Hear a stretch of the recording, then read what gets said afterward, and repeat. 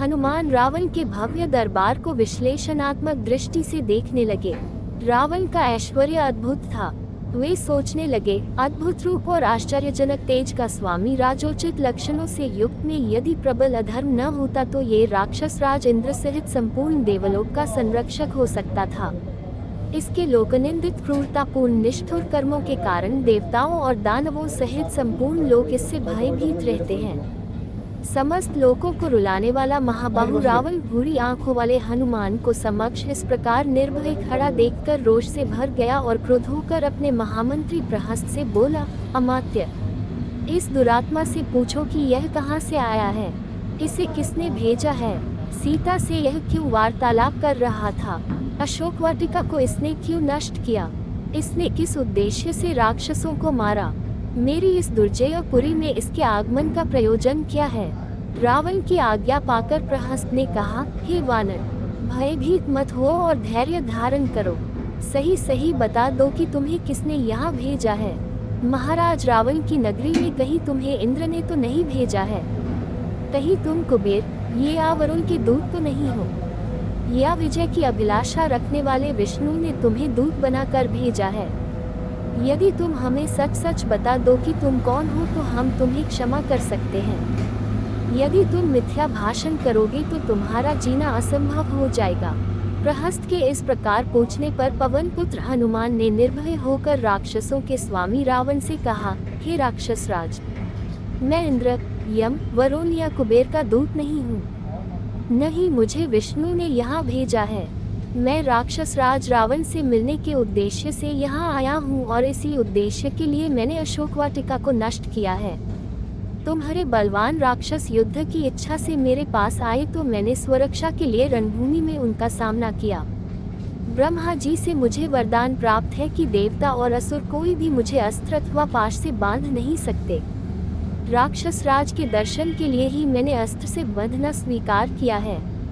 यद्यपि इस समय मैं अस्त्र से मुक्त हूँ, तथापि इन राक्षसों ने मुझे बंधा समझकर ही यहाँ लाकर तुम्हें सौंपा है। मैं श्री रामचंद्र जी का दूत हूँ और उनके ही कार्य से यहाँ आया हूँ। शांत भाव से हनुमान ने आगे कहा, मैं किष्किंधा के परम पराक्रमी नरेश सुग्रीव का दूत हूँ। उन्हीं की आज्ञा से तुम्हारे पास आया हूँ। हमारे महाराज ने तुम्हारा कुशल समाचार पूछा है और कहा है कि तुमने नीतिवान, धर्म, चारों वेदों के ज्ञाता, महापंडित, तपस्वी और महान ऐश्वर्यवान होते हुए भी एक परस्त्री को हठात अपने यहाँ रोक रखा है। ये तुम्हारे लिए उचित बात नहीं है। तुमने ये दुष्कर्म करके अपनी मृत्यु का आह्वान किया है।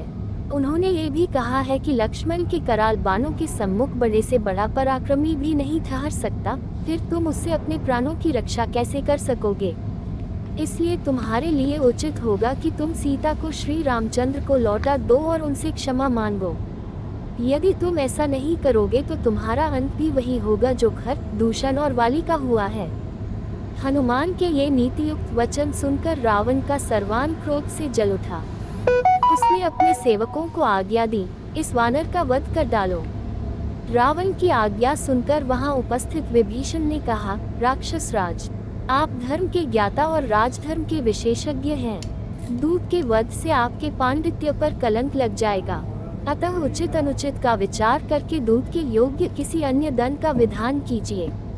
विभीषण के वचन सुनकर रावण ने कहा, शत्रुसूदन, पापियों का वध करने में पाप नहीं है। इस वानर ने वाटिका का विध्वंस तथा राक्षसों का वध करके पाप किया है, अतः मैं अवश्य ही इसका वध करूंगा। रावण के वचन सुनकर उसके भाई विभीषण ने विनीत स्वर में कहा, हे लंकापति, जब ये वानर स्वयं को दूत बताता है तो नीति तथा धर्म के अनुसार इसका वध करना अनुचित होगा, क्योंकि दूत दूसरों का दिया हुआ संदेश सुनाता है। वह जो कुछ कहता है वह उसकी अपनी बात नहीं होती, इसलिए वह अवध्य होता है। विभीषण की बात पर विचार करने के पश्चात रावण ने कहा, तुम्हारा ये कथन सत्य है कि दूत अवध्य होता है, परंतु इसने अशोक वाटिका का विध्वंस किया है, इसलिए इसे दंड मिलना चाहिए। वानरों को अपनी पूंछ बहुत प्यारी होती है, अतः मैं आज्ञा देता हूँ कि इसकी पूंछ रुई और तेल लगाकर जला दी जाए, ताकि इसे बिना पूंछ का देखकर लोग इसकी हंसी उड़ाएं और यह जीवन भर अपने कर्मों पर पछताता रहे। रावण की आज्ञा पाते ही राक्षसों ने हनुमान की पूंछ को रुई और पुराने कपड़ों से लपेटकर उस पर बहुत सा तेल डालकर आग लगा दी। अपने पूंछ को जलते देख हनुमान को बहुत क्रोध आया। सबसे पहले तो उन्होंने रुई लपेटने और आग लगाने वाले राक्षसों को जलती पूंछ से मार मार कर पृथ्वी पर सुला दिया। वे जलते चीखते चिल्लाते वहां से अपने प्राण लेकर भागे। कुछ राक्षस उनका अपमान करने के लिए उन्हें बाजारों में घुमाने के लिए ले चले। उस दृश्य को देखने के लिए बाजारों में राक्षसों की और घरों की छज्जों तथा खिड़कियों पर स्त्रियों की भीड़ जमा हो गई। मूर्ख राक्षस उन्हें अपमानित करने के लिए उन पर कंकड़ पत्थर फेंकने तथा अपशब्द कहने लगे। इस अपमान से क्रुद्ध होकर स्वाभिमानी पवनसुत एक ही झटके से सारे बंधनों को तोड़कर नगर के ऊंचे फाटक पर चढ़ गए और लोहे का एक बड़ा सा चक्का उठाकर अपमान करने वाले राक्षसों पर टूट पड़े। इससे चारों ओर भगदड़ मच गई।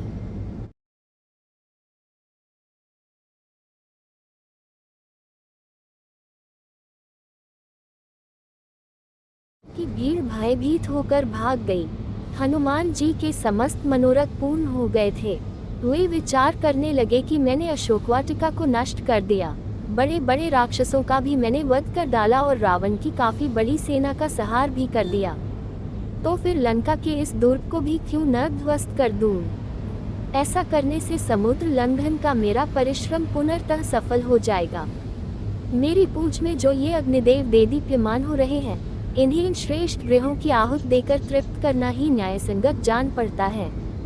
ऐसा सोचकर वे जलती हुई पूंछ के साथ लंका की ऊंची ऊंची अट्टालिकाओं पर चढ़ गए और विचरण करने लगे। घूमते घूमते वायु के समान बलवान और महान वेगशाली हनुमान उछलकर प्रहस्त के महल पर जा पहुंचे और उसमें आग लगाकर महापार्श्व के घर पर कूद गए तथा उसमें भी कालाग्नि की ज्वाला को फैला दिया। तत्पश्चात महातेजस्वी महाकपि ने क्रमशः वज्रदंष्ट्र, शुक, सारण, मेघनाथ, जम्बुवाली, सुमाली, शोणिताक्ष, कुंभकर्ण, नरांतक, यज्ञशत्रु, ब्रह्मशत्रु आदि प्रमुख राक्षसों के भवनों को अग्नि की भेंट चढ़ा दिया।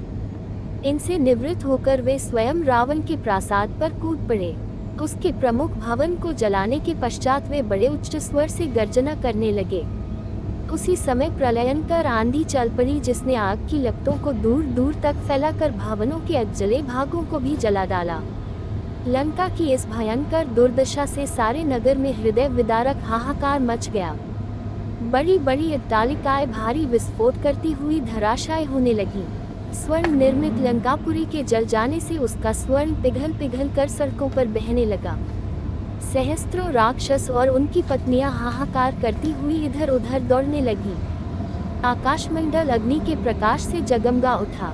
उसमें रक्त एवं कृष्णवन धुआं भर गया, जिसमें से फुलझड़ियों की भांति चिनगारियां छूटने लगी। इस भयंकर ज्वाला में सहस्त्रों राक्षस जल गए और उनके जले अजले शरीरों से भयंकर दुर्गंध फैलने लगी। संपूर्ण लंकापुरी में केवल एक भवन ऐसा था जो अग्नि के प्रकोप से सुरक्षित था, और वह था नीतिवान विभीषण का प्रासाद। लंका को भस्मीभूत करने के पश्चात वे पुनः अशोकवाटिका में सीता के पास पहुंचे। उन्हें सादर प्रणाम करके बोले, हे माता, अब मैं यहाँ से श्री रामचंद्र जी के पास लौट रहा हूँ। रावण को और लंकावासियों को मैंने राघव की शक्ति का थोड़ा सा आभास करा दिया है। अब आप निर्भय होकर रहें। अब शीघ्र ही रामचंद्र जी वानर सेना के साथ लंका पर आक्रमण करेंगे और रावण को मारकर आपको अपने साथ ले जाएंगे। अब मुझे आज्ञा दे ताकि मैं लौटकर आपका शुभ संदेश श्री रामचंद्र जी को सुनाऊं, जिससे वे आपको छुड़ाने की व्यवस्था करें। ये कहकर और सीता जी को धैर्य बंधाकर हनुमान अपने कटक की ओर चल पड़े। जनकनंदिनी से विदा लेकर तीव्र वेग से विशाल सागर को पार करते हुए हनुमान वापस सागर के उस तट पर पहुंचे, जहां असंख्य वानर जाम्बवंत के और अंगद के साथ उनकी प्रतीक्षा में आंखें बिछाए बैठे थे। अपने साथियों को देखकर हनुमान ने आकाश में ही भयंकर गर्जना की, जिसे सुनकर जाम्बवंत ने प्रसन्नतापूर्वक कहा, मित्रों, हनुमान की इस गर्जना से प्रतीत होता है कि वे अपने उद्देश्य में सफल होकर लौटे हैं। इसलिए हमें खड़े होकर हर्षध्वनि के साथ उनका स्वागत करना चाहिए। उन्होंने हमें ये सौभाग्य प्रदान किया है कि हम लौटकर रामचंद्र जी और वानरराज सुग्रीव को अपना मुख दिखा सकें। इतने में ही हनुमान ने वहां पहुंचकर सबका अभिवादन किया और लंका का समाचार कह सुनाया। जब सब वानरों ने सीता से हुई भेंट का समाचार सुना तो उनके हृदय प्रसन्नता से भर उठा और वे श्री रामचंद्र तथा पवनसुत की जय जयकार से वातावरण को गुंजायमान लगे। इसके पश्चात वे लोग हनुमान को आगे करके सुग्रीव के निवास स्थान प्रस्रवण पर्वत की ओर चले। मार्ग में वे मधुवन नामक वाटिका में पहुंचे जिसकी रक्षा का भार सुग्रीव के मामा दधिमुख पर था।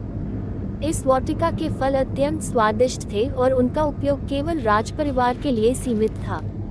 अंगद ने सब वानरों को आज्ञा दी कि वे जी भर कर इन स्वादिष्ट फलों का उपयोग करें। आज्ञा पाते ही सब वानर उन फलों पर इस प्रकार टूट पड़े जैसे लूट का माल हो। अपनी क्षुधा निवारण कर फिर कुछ देर आराम कर वे सब सुग्रीव के पास पहुँचे और उनसे सारा वृतांत कहा।